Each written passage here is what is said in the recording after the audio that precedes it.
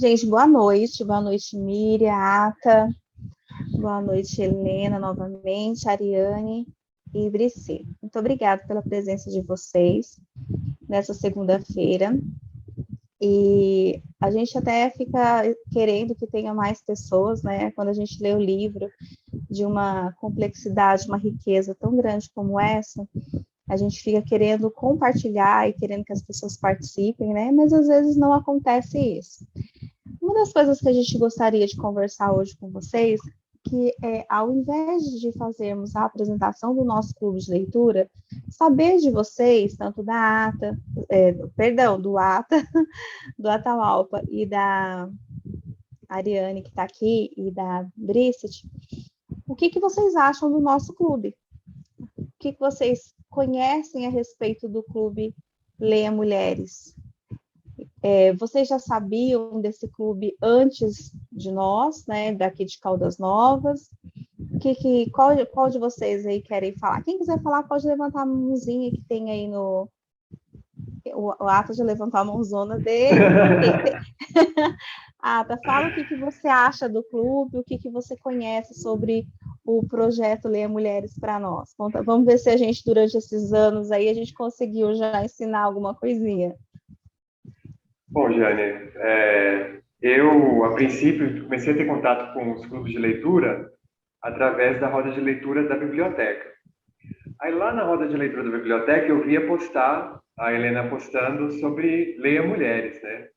E, a princípio, eu achava que era um clube de leitoras, né? Eu achava que era um clube de leitoras, né? Aí, depois que eu fui entender a história de que, na realidade, era um clube de leitura aberto a todos, para ler autoras mulheres, né? Então, eu participei do derradeiro encontro que a gente teve, né, lendo Lígia Fagundes Telles, As Meninas.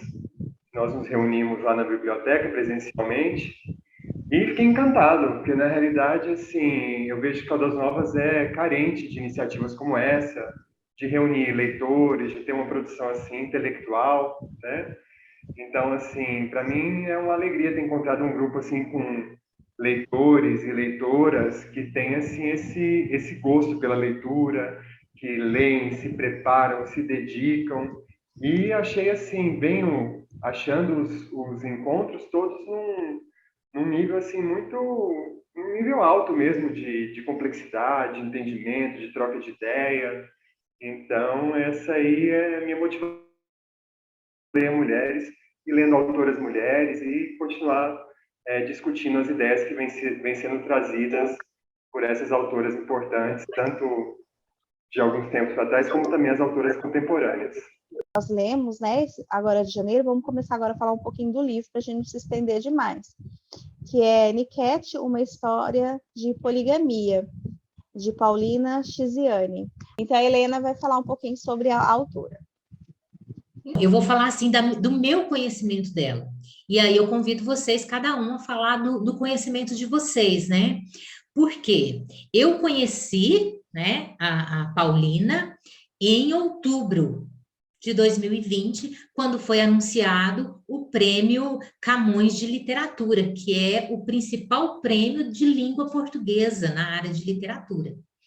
E aí, quando ela foi anunciada, eu fui pesquisar, então, um pouquinho da Paulina e da sua obra, né? E aí, assim, eu fiquei encantada, né, com a história de vida da Paulina, a sua luta, né, a sua militância, porque se a gente for ler um pouquinho da história dela, a gente vai ver que na sua juventude ela militou, né, para a libertação da África, né, que só aconteceu na década de 70, se eu não me engano, em 1975, né, só que, assim, a guerra acaba, né, mas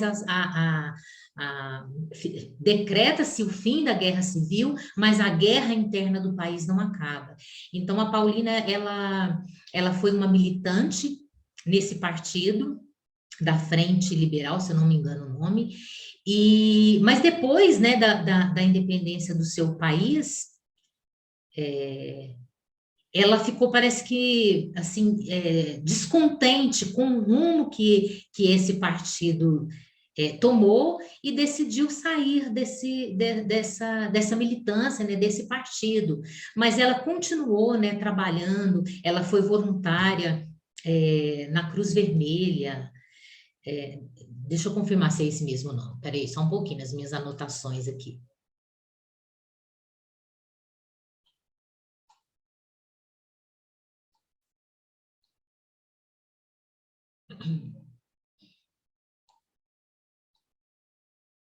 E além disso, né, é isso mesmo, ela foi voluntária na Cruz Vermelha durante todo esse conflito, né, da Guerra Civil. E também ela começou a fazer parte de uma associação femininas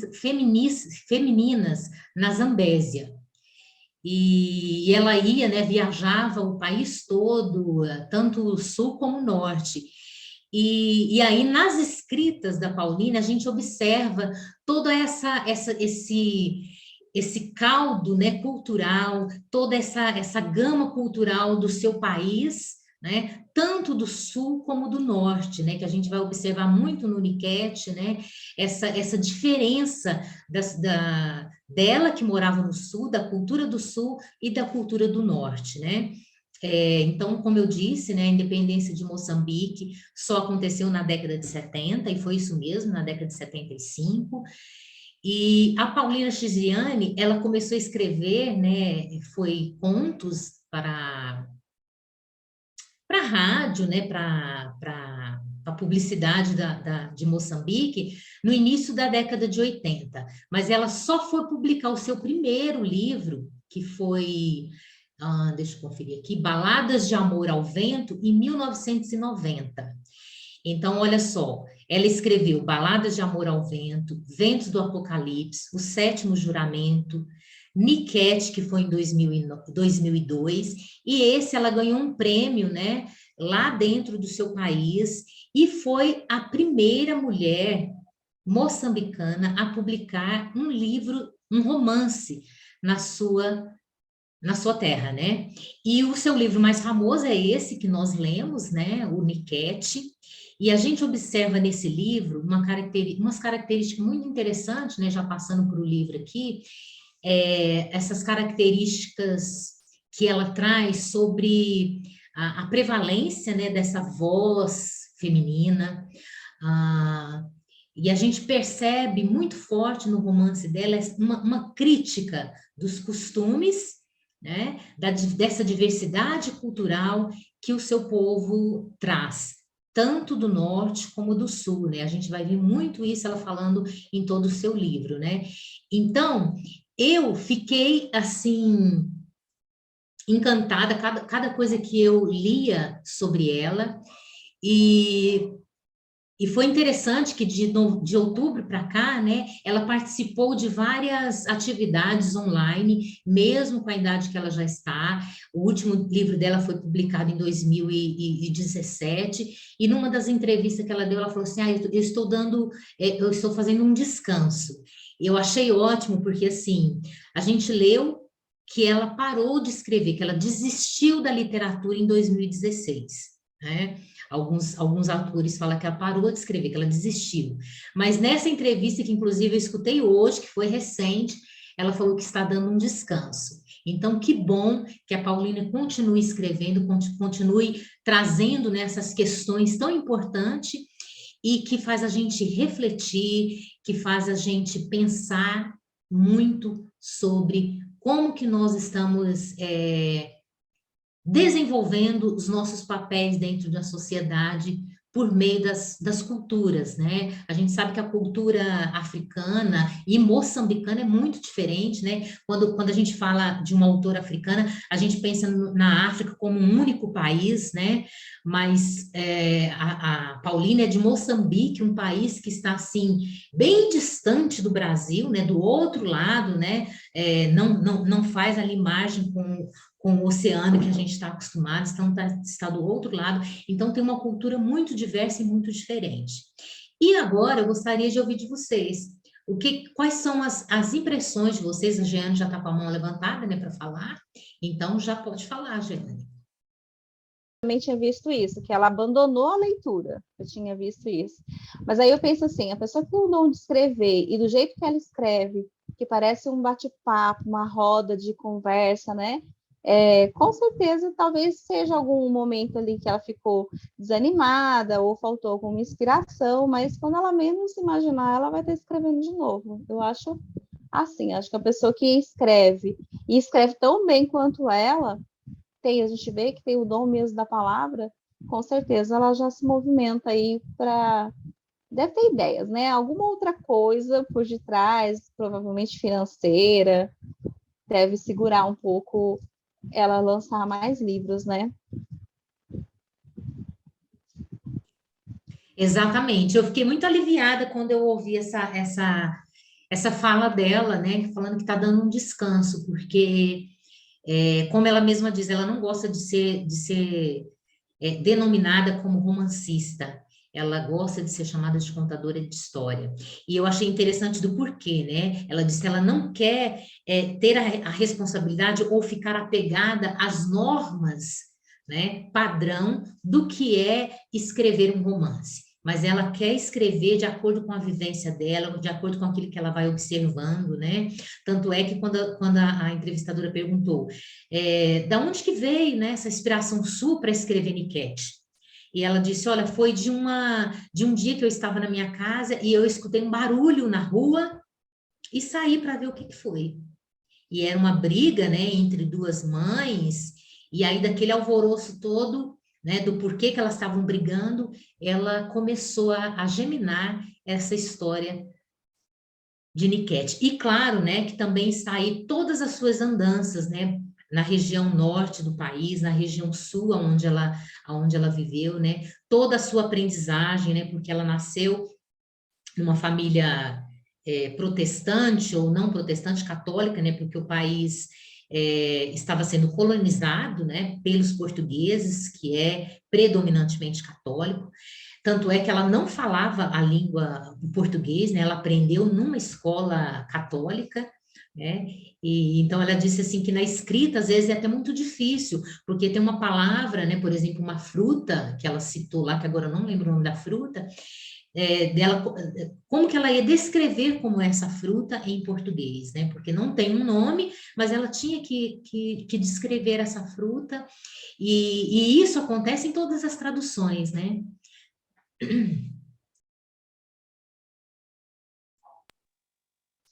Oi.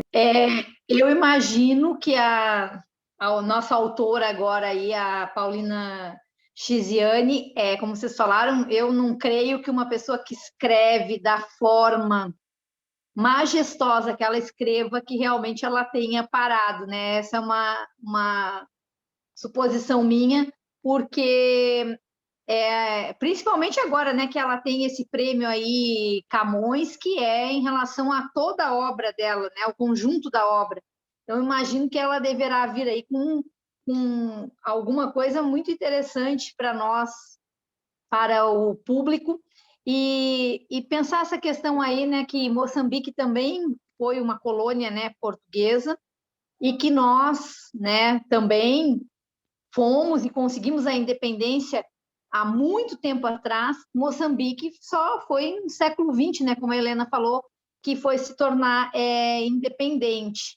Então, ela nos proporciona realmente conhecer um pouco dessa luta das mulheres, e aí entra também uma questão do que a gente estava falando, né, que até o Atahualpa comentou, que entendeu que o clube, né, Leia Mulheres, na verdade, para que todos possam ler mais autoras, e isso é algo muito bom, fundamental, que a gente tenha aí uma mulher, que é a Chiziane, escrevendo sobre o que se passa, a opressão, né, pela qual passam as mulheres no país dela, no país delas lá. E que a gente vai ver que muito dessas coisas aí a gente também reconhece aqui no nosso país, reconhece em outros lugares também, que a gente vai vendo aí pela literatura e mesmo pelas mídias, né, pela TV, que a gente vai sabendo. Então, não foi um livro, eu gostaria que vocês pensassem um pouquinho aí, todos os demais, para que pudessem também comentar com a gente, Não foi um livro fácil para ser lido, melhor, para ser digerido, né? Porque eu ficar, para falar a verdade, bem para o início, assim, eu ficava pensando assim, nossa, mas isso tá dolorido demais, tem coisas aqui que eu acho que não pode ser verdade, ou talvez algo dentro de mim que dissesse, não, eu não acredito que isso possa, né, ser verdade. E a Helena falou que o mote, né, que foi para a Chisiane escrever, Niket, foi esse barulho que ela disse que ouviu ali fora, e é como ela começa a narrativa aqui, né? A narrativa que ela diz que há um barulho e a Rami ela vai ver, né, o que é que está acontecendo, e ela descobre que aquele barulho ali fora na rua era algo de indisciplina do filho dela, sendo que ela era casada com um comandante da polícia, né, de nível do escalão mais alto, e que de repente o filho estava fazendo baderna ali, né? Mas nesse momento a gente já entende também que a nossa narradora personagem, que é a Rami, ela já nos leva a pensar assim que nessa hora aí, quem vai ter que cuidar do filho dela é ela mesma, né? Então ela vai ter que fazer alguma coisa para resolver aquela situação. E a gente começa a perceber, então, já desde o início, que são 43 capítulos, não são capítulos longos, mas para mim, foram capítulos assim, flui bem a leitura, vamos ver a opinião de vocês, mas assim, uma linguagem, gente, tinha horas que eu ficava encantada, apesar da tristeza que estava sendo narrada ali, eu ficava encantada como é que ela consegue escrever com aquelas palavras, ela usa muitas metáforas que são... Ela é uma poeta.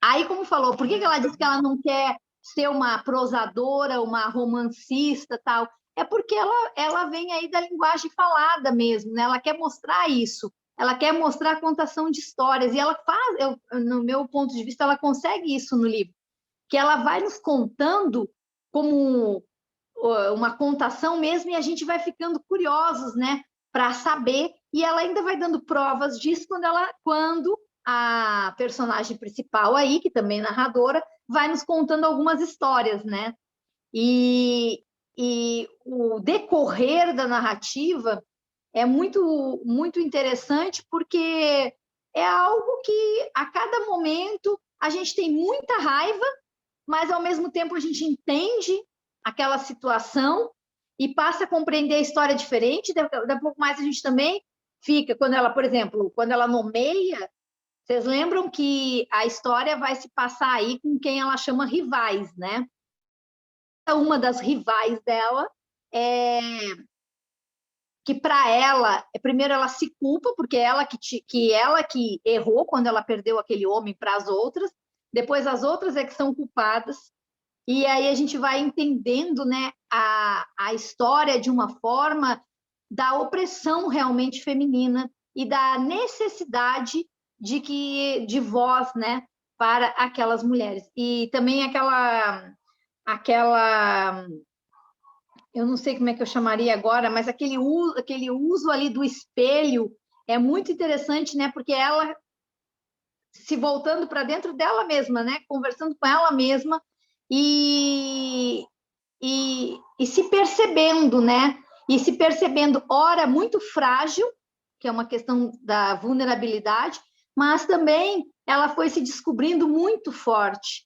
E eu acho que é isso que a literatura ela nos dá assim, ela nos proporciona que a gente conheça, né, as culturas, as diferentes culturas, e através dessas histórias que são contadas, né, e aí, no caso, contada por alguém que é lá, né, dessa terra, que vive essa opressão. Não podemos dizer que essa história é a história da Chisiane, mas podemos dizer que é uma história que possivelmente se passa ali ou se passou com pessoas próximas a ela, com familiares e tal.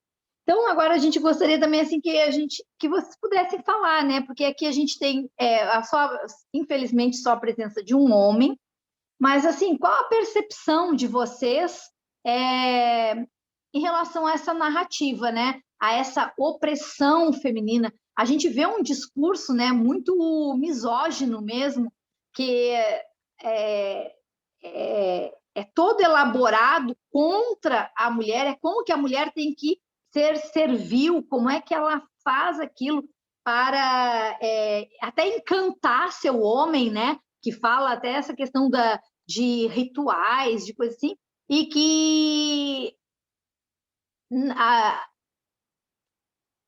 ela não tem nada garantido, né? A gente percebe ali a mulher, porque mesmo na morte é possível que ela perca tudo, como foi uma situação que acontece no livro. Então, a gente gostaria de proporcionar aqui um momento para que vocês falassem como é que vocês perceberam, né, essa narrativa, o que ela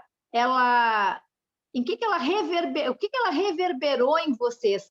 Porque, sinceramente, eu acabei de ler o livro, mas o livro não saiu da minha cabeça, não. Né? É algo assim como, sei lá, é uma situação, eu acho que eu continuo espantada, né? Horrorizada como mulher aqui, com uma situação daquelas ali, porque a gente vive aqui traição, a gente não é um país poligâmico nosso, mas a gente sabe que há pessoas que têm outros relacionamentos, né? E aí não só homem, mas mulher também, com outras pessoas, mas ali não, a gente vê aquilo ali de uma forma muito opressiva, né? Então, quem quiser aí falar, como é que foi a leitura de vocês, como é que vocês perceberam isso? Porque é para ser uma troca aqui comigo, com a Helena e com a Jeane, que a gente está só mesmo conduzindo aqui uma discussão. Quem é que vem para falar aí? Realmente o que você falou, Miriam, é um livro assim que não dá para digerir, né? Você fica ruminando aquela narrativa e fica, parece uma coisa tão distante de nós, mas ao mesmo tempo são fatos, é o que você acabou de citar, que muitas vezes acontecem com a gente, com pessoas próximas a nós, numa proporção menor, mas não deixa de acontecer. Então, assim, quantos séculos, né, as mulheres eram um mero objeto de satisfazer o homem, procriar, cuidar da casa. Ela tem frases maravilhosas, assim, como se ela não pudesse ter desejo, como se ela não pudesse ter vontade, como se ela não pudesse ter vontade própria de nada. Então, era aquela... E a naturalidade que elas viviam essa situação, né? Fala, as reuniões que ela montava, que ela organizava para discutir sobre o Tony, e uma coisa assim que me chamou a atenção foi o quanto elas se tornaram fortes com a união entre elas, né? Parece que quem ele virou o coadjuvante. Eram elas que, entre aspas, na cultura ali, elas que direcionavam, né? Impuseram tal dia com fulana, outro dia com ciclana, e aquilo na maior naturalidade, porque para elas a mulher só tinha aquilo, né? O quanto elas brigavam para casar, para ter não sei, um direito de algo, um valor monetário, porque senão elas não seriam nada. Se elas não se casassem, era praticamente, sei lá, uma pessoa que não existia. Então, assim, me chamou a atenção o quanto ainda a gente tem que avançar, né? O quanto ainda para desmistificar esse papel da mulher, que ainda hoje, lógico, nós temos um espaço bem maior, mas ainda a gente vive muita diferença, né? De responsabilidade, de cuidar de casa, de filho.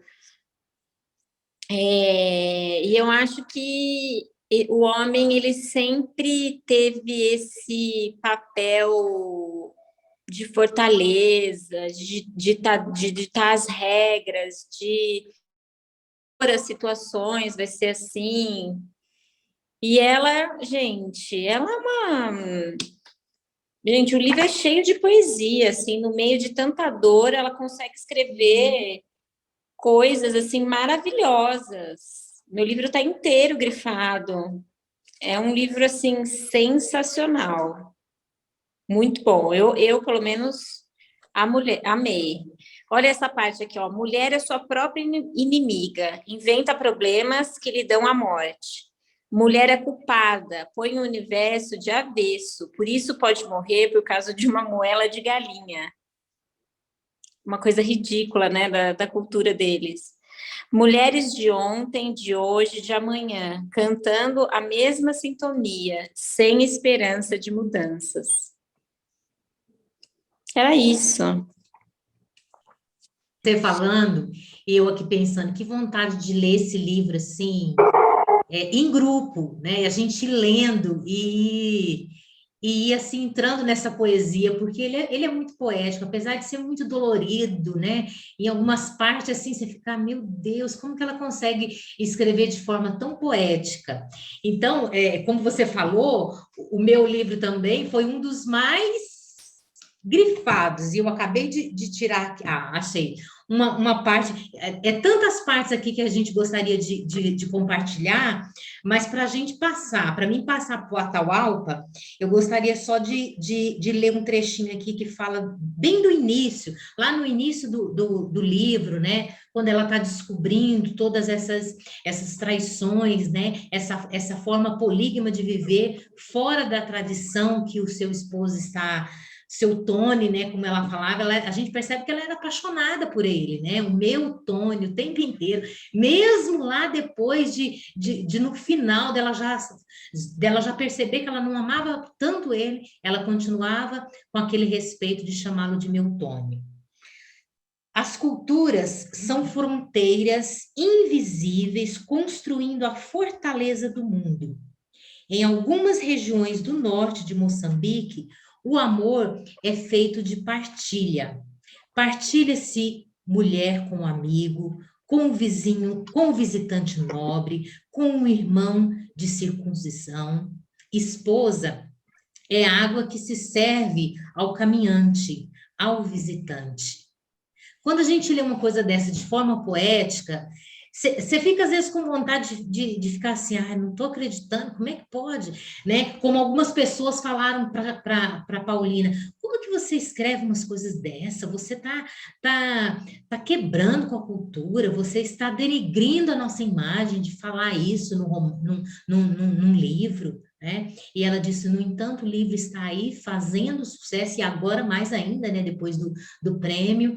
Então, ela trazia essas questões culturais, e como ela mesma disse, que ela não inventou nenhuma dessas histórias, né? Todas essas histórias ela observou de toda a sua andança, né? Nessa sua militância, tanto política como na Cruz Vermelha e nas questões feministas que ela labutou. Né? Então, ela trouxe ela diz assim, eu brinquei, né, com toda essa questão cultural, com toda essa questão dolorida que a mulher é tratada, eu fiz essa brincadeira de forma poética. E uma brincadeira que veio para nos chocar, né? Porque nos choca quando a gente lê isso e a gente pensa assim, não é possível, não é possível que isso acontece. Mas o livro foi escrito em 2002, né? Então, é uma coisa que ainda acontece. Como a gente sabe, Moçambique era, né, polígamo, sobretudo o sul, e isso são palavras da Chisiane, né, que ele era polígamo, mas ele deixou essa tradição porque foi colonizado, né, pela religião católica e trouxe, então, a monogamia, e olhando assim a sociedade, não existe a poligamia, mas ela ainda persiste, como a gente vê na história, né? Então, é muito interessante a gente conhecer esse lado, né? Eu acho que o livro, ele é muito rico nesses detalhes, e principalmente trazer de forma poética, né? Eu acho que ela foi muito feliz, porque se ele fosse escrito de uma forma mais dura, talvez a gente nem conseguisse ler o livro, né? Porque são histórias muito tristes. Tem hora que ela conta, assim, o sofrimento daquela forma poética, né? Por exemplo, lá quando ela apanhou, né? Quando ela apanhou e foi para a cadeia, e aí ela conta que tinha feto dentro do lixo. Gente, quando eu li aquilo pela primeira vez, me passou assim de relance. Depois eu li de novo e fiquei imaginando aquele lugar. E ela, né, uma mulher de um comandante, estava ali naquela cadeia e vendo aquela situação, né? E aí, uma outra coisa que você trouxe, Ariane, que é bom a gente ressaltar aqui, né? Essa sororidade que nasceu, né, da Rami para com as outras, né? Porque quando ela viu que a situação das outras mulheres era até pior do que a dela, o que ela fez? Ela pegou o dinheiro que o Tony tinha dado para ela, né? Para ela colocar na poupança e deu para uma delas. Aí uma delas cada uma abriu um negócio, né? Virava empreendedora, pagou ela com juros, ela pegou aquele dinheiro, aquele juro e deu para outra, e assim ela foi fazendo o dinheiro girar e trabalhar a vida e a autoestima de cada uma daquelas mulheres. Eu fiquei assim encantada com aquela aula de empreendedorismo que a Rami dá ali nos capítulos iniciais do livro. Bom, vou deixar o Ottawa para falar, que eu já falei demais. Só pegando um gancho aí do que você falou, Helena, você vê que apesar do horror da narrativa, né, que de fato é chocante, né, a gente vê, por exemplo, como a Miriam estava falando, né, quando o Tony é dado como morto, a viúva ela é despojada de todo e qualquer tipo de direito, né? Ela é expulsa da própria casa, né? Ela vai parar nas mãos de um outro homem. Então, realmente, sim, é chocante, né? Mas o que eu acho mais bonito e que revela esse lirismo que a Paulina Chiziane traz para a história também, tanto na linguagem como no teor da narrativa, para mim é um livro que ele é escrito apesar da dor, ele é escrito com uma certa esperança, né? A esperança que vem dessa sororidade, de as mulheres poderem se unir, tornarem-se mais fortes a partir dessa sororidade, né? Que o Tony, a princípio, ele está numa posição superior, mas elas, quando se unem, elas viram a mesa, né? Elas acabam se tornando elas fazem ele se comportar ou agir da maneira que elas querem, né? Elas acabam dominando a situação através da união delas, né? Mas eu vejo assim que a história, claro, ela traz a opressão em vários níveis, né? Tanto essa questão da misoginia, né, vamos dizer assim, do papel menor da mulher na sociedade, né, que ela precisa ser casada, precisa estar sob os cuidados de um homem para ter um valor social, como a Mariane estava falando, né, e também a questão da mulher perceber o próprio valor. E nisso eu acho que é daí que a Chiziane trouxe o conteúdo da narrativa dela, né, porque ela fala a respeito da cultura de Moçambique que ela mesma vem de uma criação muito católica, né? Então, para ela, a mulher, desde a infância dela, né, ela tinha essa imagem da mulher como um pecado, né? A mulher estava errada, a mulher carregava a culpa. E quando ela descobriu as mulheres do norte do país dela, ela se libertou, né? Que as mulheres elas gostavam de se vestir com cores vibrantes, né? Isso o próprio livro também fala, né? Das mulheres do norte que fazem as danças, são bem resolvidas, que fazem as danças, os encantos para encantar os homens, né? Então, ela redescobriu o papel da mulher observando as mulheres do norte. Essa própria Paulina Chiziane, ela conta da experiência pessoal dela e eu acho que isso também transparece no livro, né? Esse conflito do sul com o norte, né? E também como que a religião traz essa marca cultural, como a própria cultura machista do local também transparece no dia a dia das pessoas. Então, é um relato assim, muito, muito honesto, né? Muito franco, de um retrato social de um país muito franco, né? Mas que traz uma esperança assim, de trazer a mulher, de redescobrir o papel da mulher como uma deusa, criadora, né? De recuperar a ancestralidade, né? Separei um trecho, na verdade, assim, faz tempo que eu li esse livro, tá, gente? Então tem um pouquinho de paciência comigo, que eu li ele em dezembro do ano passado, bem no comecinho de dezembro, para participar de um encontro com a própria Paulina Chiziane. Teve um encontro do Zoom maravilhoso, né? Até dirigi palavras para a Paulina Chiziane. Mas aí, separei um trecho que, para mim, fala um pouco dessa reviravolta, né? Da mulher se descobrindo forte, se descobrindo a importância, né, da mulher. Diz assim um trecho mais para o final: mulher é tronco de salvação para as vítimas de todos os naufrágios. Mulher é ciclo da natureza, perfeito, completo. No verão ela é sombra frondosa para repousar o cansaço dos grandes guerreiros. No inverno ela emana do seu corpo calor imenso, que cobre a terra inteira. Na primavera ela é a flor de todas as cores que alegra a natureza. No outono é a semente que se esconde, anunciando primaveras vindouras. O coração do universo inteiro palpita no ventre de uma mulher. Toda a mulher é terra, que se pisa, que se escava, que se semeia. Olha uma parte aqui que ela fala no capítulo 17.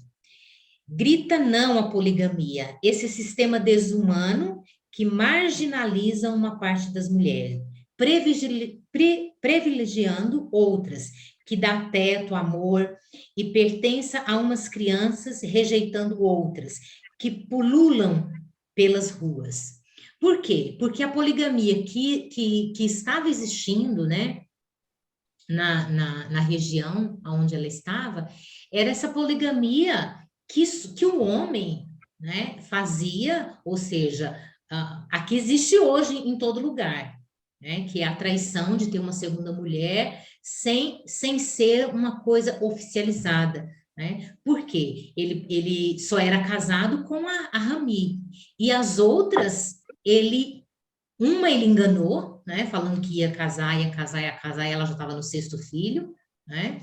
A outra, ele falou, eu vou cuidar de você, porque você tá na sarjeta e tal. Então, ele só ia engabelando, né? E tanto é que elas só foram receber algum direito quando elas decidiram se unir e revelarem, né, como esposa dele, né? Que aí ele não teve como fugir e teve que lobolar todas elas, né? Só que o lobolo ainda não era uma questão assim, era oficial, mas ainda não era elas não eram esposa, né? Elas eram a segunda, terceira, né? Então, todo o direito quem tinha era a primeira esposa, né? Elas só tinham, assim, elas recebiam aquele dote que ia para a família, como uma delas diz, né? Acho que é a Mauá, né? Que ela falava muito, ou a Luísa, quando se rola dinheiro, então eles aceitam, né? Porque no momento lá da reunião, acho que era a família da Mauá, né? Que não queria, né? Ou queria falar que não, mas quando ela viu que ia rolar muito dinheiro, eles se calaram e aceitaram receber esse dote, né? Então, o lobolo era isso, né? Era a família receber um dote e elas receberem uma casa e terem ali o que comer. Ai, gente, eu sei que foi umas histórias muito dolorida, muito poética, mas muito dolorida, né? Não, então, é que vocês falaram muito na parte poética, né? Na parte dolorida e tal, mas aí eu queria falar das partes em que o Tony se ferrou. Foram ótimas as partes em que ele se deu mal, quando ele, não só ele, né, alguns outros homens lá também, né, tem uma parte que ele pega e ele reclama quando a Su, ela casa, e aí ele pega e fala para a Rami, mas eu bati nela só algumas vezes, como demonstração de carinho, foi só algumas vezes que eu bati. Eu bato em você e você nunca foi embora. Minha mãe apanhou a vida inteira, espancada pelo meu pai, e meu pai não... E a minha mãe não abandonou meu pai. Mas vocês, mulheres, as mulheres mais antigas que eram boas, que vocês, qualquer açoite, vocês estão reclamando. Aí ela pega e vira para ele e fala assim, então por que você não casa com a minha avó? Ai, aquilo eu achei, na hora, assim, eu dei risada daquilo. Na parte também que elas trancam ele no quarto, né? Elas trancam e falam para ele, você não quer outra mulher? Estamos aqui, às 5, né? E o frouxo não dá conta e vira aquele desespero, começa a chorar e pede ajuda à mamãe e aos outros parentes. Aquilo ali foi maravilhoso, eu achei fantástico. E esses mesmos parentes que ele pediu ajuda, mataram ele, enterraram, pegaram as coisas dele, xingaram a esposa dele. Então, assim, ele aprontou, mas pagou tudinho também, né? E a parte que eu mais gosto é logo no início, quando a veinha vai levar o velho para o hospital, e aí ela vai contar para ele, olha, ele tá passando mal, ele teve isso, ele teve aquilo outro, e ele xinga ela e fala assim, eu te dei permissão de falar, mulher, não sei o quê, e ela pega e larga ele lá. E essa cena se repete de novo no final do livro com a Rami com ele, né? Ela leva ele lá, porque tá morrendo por conta da outra que largou ele, e aí ele faz a mesma coisa, e ela também vira as costas e vai embora, se arruma, vai para o casamento, vai festar e larga ele lá. Então, por mais que seja doloroso, foi difícil, muitas partes, muito revoltante, mas ver ele também se ferrar foi muito bom. Foi bom mesmo. É isso. Bem lembrado, Giane. E aí eu me lembrei aqui de alguns momentos, né? Que lá no início, né? Quando ela fica com o amante da Lu, né? Que a Lu fala que está fazendo um favor, né, para ela está lá bêbada, foi pisoteada pelo Tony e foi para aquele aniversário, descobre todas, bem no momento que ela descobre todas as amantes, né, e ela acaba ficando com o Vitor, e o Vitor fala para ela, olha, eu gosto muito de você, você é muito bonita, por que você está sofrendo pelo Tony, que não dá valor para você, né, e eu gosto muito da Lu também. Meu desejo é casar com ela, mas ela não quer, porque ela não quer um padrasto para os filhos dela. Por isso ela diz que continua com o Tony enquanto ele estiver sustentando-a. Mas eu quero fazer um pacto com você, né? E ela lembra disso no final, a Rami, né? Ela chama a Lu, né? E fala, Lu, por que você ainda está nessa relação? Já lá no final, né? Depois que ele é tido como morto, depois que ele reaparece, ela chama a Lu e fala para ela, por que você ainda está nessa relação se você tem um homem que te ama e que quer casar com você? Ela fala um monte de coisa, né? Faz um monte de ponderação, fala um monte de coisa, algumas coisas até bem doloridas para a Rami, mas a Rami continua persistindo. Pensa nisso, casa e vai viver o amor, né, na sua plenitude. E aí, no próximo capítulo, ela decide, então, se casar, né? E aí vem o momento da dor, né? O Tony se sente traído por todas elas, por estar perdendo uma mulher. E aí ele fala, né? Eu tenho direito e pela tradição e pelas leis de ter todas as mulheres que eu quiser. A Miriam, pode falar, Miriam.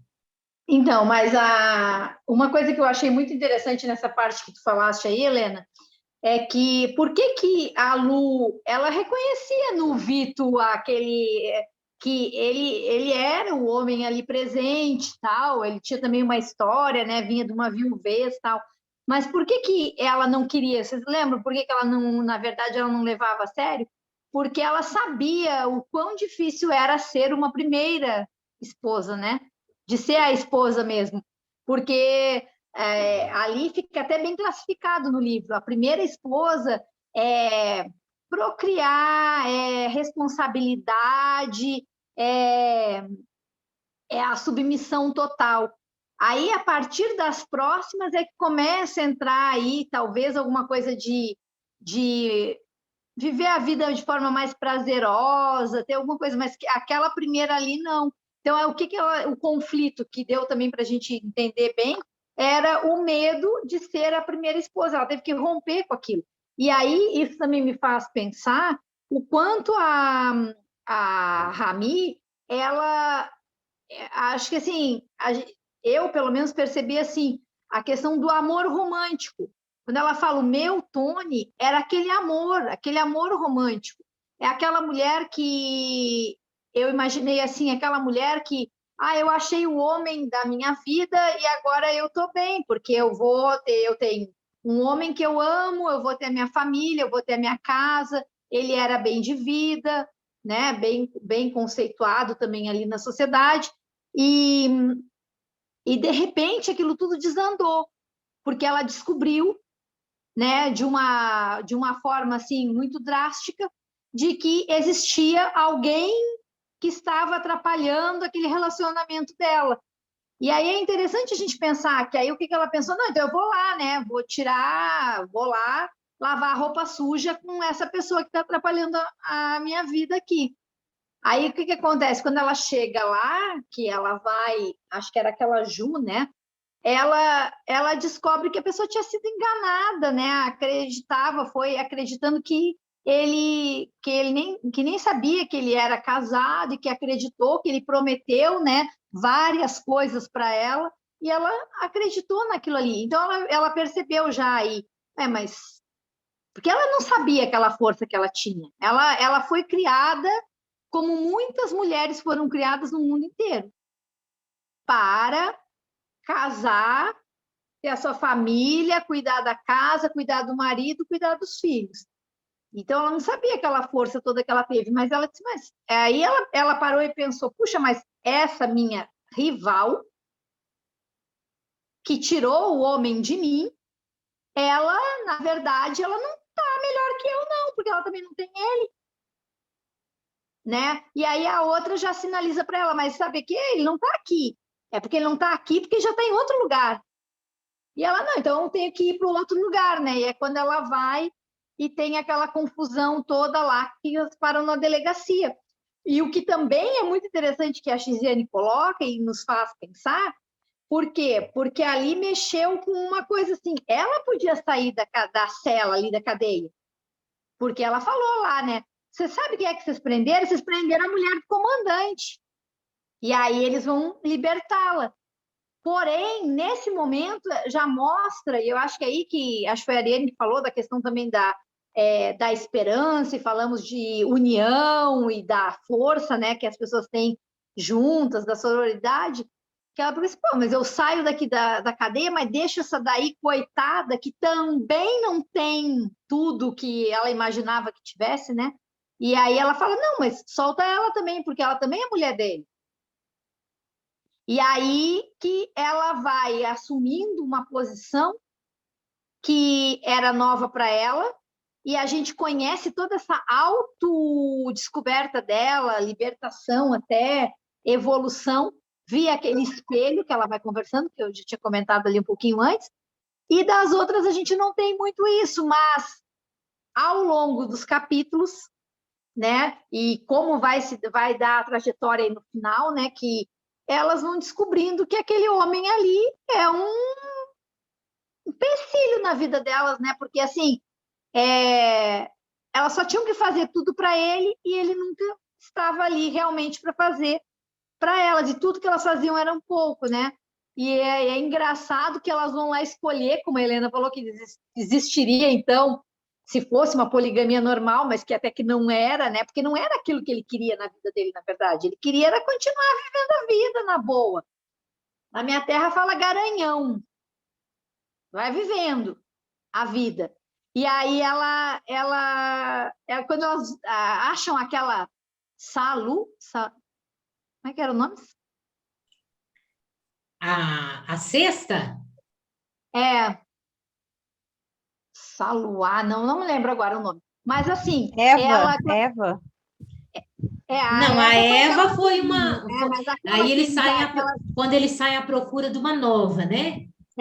Não, então, mas quando elas acham aquela para ele, que elas pesquisaram no norte, no sul, e viajaram e acharam ali a mocinha, né? Que vai ser, então, porque ele é cinquentão. A Rami é por volta de 40 e alguma coisa, e as outras mais novas, mas elas acham uma bem mais nova, né?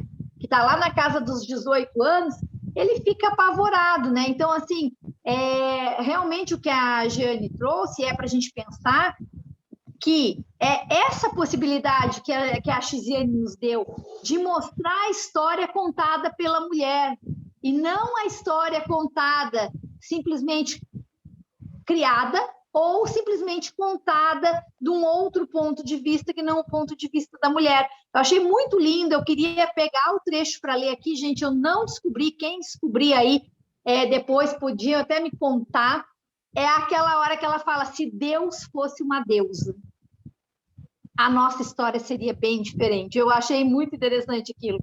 Ela até faz a oração do Pai Nosso para a mãe, né? Eu queria saber onde ela está a oração aí no livro.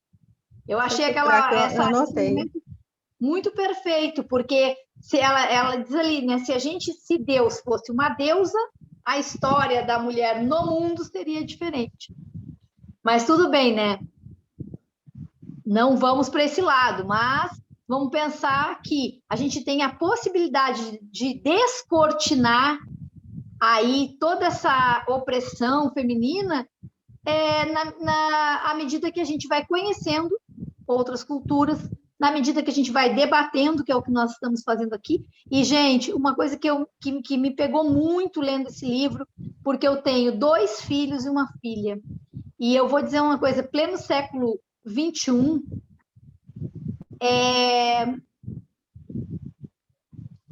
somos nós, mulheres, botamos os filhos no mundo e que geralmente somos as mais próximas para criar os filhos. Então, esse resquício cultural ainda de que os filhos podem mais do que as filhas, infelizmente eu percebi que isso está aqui na minha cabeça, eu tento lutar contra, mas é um pouco difícil. Verdade, Miriam. Se a gente achar que a gente termina com esse Pai Nosso não, Mãe Nossa, que eu grifei aqui, mas também não estou achando. E aí, você falou aí uma coisa que agora, nossa, deixa eu ver se eu me lembro, Miriam, que eu gostaria de resgatar. Já lá no final, né, quando ela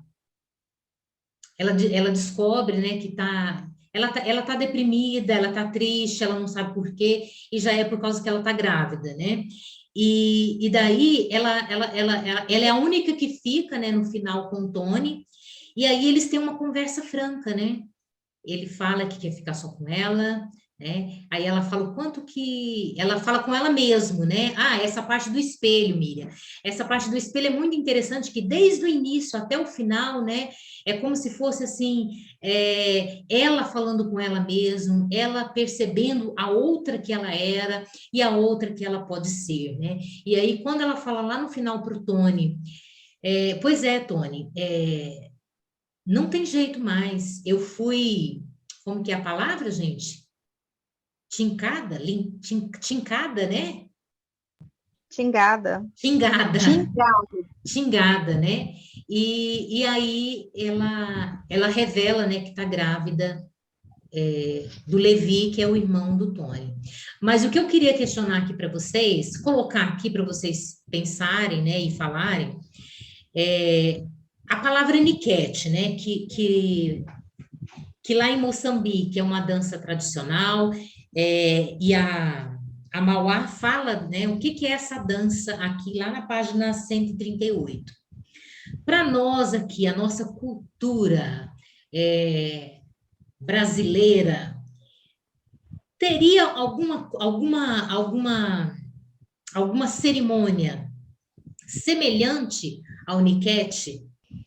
Quando eu li pela primeira vez, quando falou o niquete aqui, que falou que era uma dança, era um ritual, que falava que as moças estavam prontas para a vida adulta, né? Era uma mulher, tinha passado pela escola do amor e estava pronta para iniciar a vida sexual, eu me lembrei das festas de debutante, né? Que as moças de 15 anos dançam, né? E ali é um momento de mostrar que elas estão prontas, né? Que já menstruam, que já são moças, que já são mulheres. Mas a dança Niket aqui é muito mais do que isso, né? É aquela dança sensual, é aquela dança que realmente vai provocar. Seria um striptease, né? Eu acho que mais próximo aqui do nosso. Né? Mas o Niket é muito mais do que isso, né? Como diz aqui a Mauá, né? A dança do sol e da lua, a dança do vento e da chuva, dança da criação. E é uma forma muito poética como ela traz essa dança aqui, né? Uma dança que mexe, que aquece, que imobiliza o corpo e faz a alma voar. As raparigas aparecem de tangas e miçangas, movem o corpo com arte, saudando o despertar de todas as primaveras. Ao primeiro toque do tambor, cada um sorri celebrando o mistério da vida ao sabor do Niket. Os velhos recordam um amor que passou, a paixão que se viveu e se perdeu. As mulheres desamadas reencontram no espaço o príncipe encantado, com quem cavalgam de mãos dadas no dorso da luna.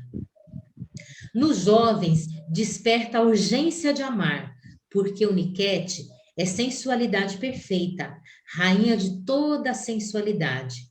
Quando a dança termina, podem ouvir-se entre os assistentes suspiro de quem desperta de um sonho bom. É um romance bem romântico, né? Coloquei, amei, grifei tudo. Página 61 para quem está com o livro. Pode ler, Gina. É para ler? Desculpa. Então tá. Madre nossa que estais no céu, santificado seja o vosso nome. Venha a nós o vosso reino das mulheres, claro. Venha a nós a tua benevolência. Não queremos mais a violência. Seja ouvido os nossos apelos, assim na terra como no céu. A paz nossa de cada dia nos dai hoje e perdoai as nossas ofensas, fofocas, má língua, bisbilhotice, vaidade, inveja, assim como nós perdoamos a tirania, traição, imoralidade, bebedeiras, insultos dos nossos maridos, amantes, namorados, companheiros e outras relações que nem sei nomear. Não nos deixe cair na tentação de imitar as loucuras deles, beber, maltratar, roubar, expulsar, casar, divorciar, violar, escravizar, comprar, usar, abusar, e nem nos deixe morrer nas mãos desses tiranos. Nos livrai-nos do mal. Amém. Amém, que assim seja, né? Muito dramática. Vamos falar desse grande final, né? O que vocês acham? Ela foi para a casa do Levi ou ela foi viver a sua vida independente sozinha? Eu acho que ela foi tentar ir atrás do Levi. No caso, a esposa do Levi teria que aceitar ela ser a segunda esposa, ou terceira, não sei, né? Porque não fala muito do Levi. Mas ela ficou tão encantada lá com aquele ato que aconteceu entre eles e o fato dela ter ficado grávida dele. E, por fim, ela conseguiu se vingar do Tony, né? De tudo que ele fez, porque ele não pôde se divorciar dela, ele não expulsou ela, ele foi trocado por todas as mulheres e deixado por ela. Então, eu acredito, pelo menos eu espero que tenha acontecido isso, que ele tenha ficado chupando dedo e ela tenha ido lá ficar com o homem que ela gostou, nas virtudes lá. E foi uma coisa que ela deixou, né? Ela falou, arrumou as coisas dela e falou, eu vou atrás do Levi, né? Eu vou procurar o Levi, né? Mas também ela viver a vida independente dela, com a lojinha dela, né? Também seria bem legal também, né? Acho que são duas escolhas aí que a Chisiane deixou aberto, né? Ela não fechou esse caminho para Rami. E é assim, acho que para nós também, né? A luta continua, né? A gente sabe das conquistas, né? Que tanto as mulheres aqui como em todo mundo, né? Mas a gente tem visto também que basta um acontecimento para que quem perde primeiro os seus direitos são as mulheres, como a gente viu no caso da volta, né, do Talibã no Afeganistão. Né? Helena, Sim. eu queria falar o seguinte, que, assim, eu acho que isso também faz parte de uma grande obra literária.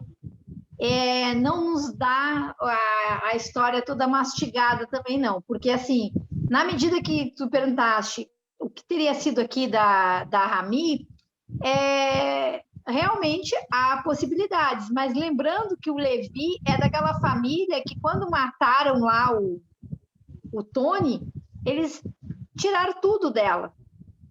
Tudo bem que ele deu atenção, deu atenção, ela se sentiu amada, tal, mas eu acho que esse amor próprio que a narrativa nos mostra, que ela foi descobrindo, as camadas que ela foi tirando, né?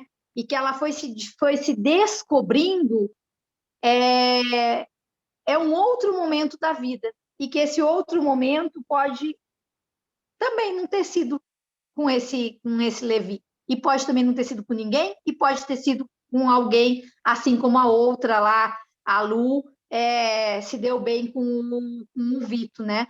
Mas o que eu achei muito interessante, instigante até, foi porque eu estava o tempo todo falando, essa mulher vai aceitar ele no final. Eu achava que tinha aqueles momentos na narrativa de que ela saía, né? Ela realmente, ela tomava um fôlego ali, respirava e ficava diferente, mas quando ela vinha com aquele meu Tony de novo, eu dizia assim, não, ela vai mostrar que isso é possível, sair, né, desse ciclo que ela estava vivendo, mas ela vai mostrar que no final vão cair naquilo ali e vai continuar. E ela me surpreendeu, porque realmente rompeu com o que eu estava esperando. Mas por que a Rami conseguiu também aquilo? Porque, na verdade, falando a questão cultural e até mesmo de educação, ela não foi preparada para ser essa fortaleza que ela conseguiu ir sendo ao longo do tempo, como a gente falou. Até essa questão, voltando só um pouquinho da dança, né, da Niket, a dança era da parte norte, né? Ou seja, onde havia uma preparação. As mulheres eram preparadas para a vida, né? A vida sexual era preparada para um depois. E no sul, não. Então, assim, ela até se cobra da mãe. Como que não me preparou, né? E então ela foi uma evolução que mostrou que é possível, sim, nós evoluirmos, nós sairmos de um determinado estado para um outro estado.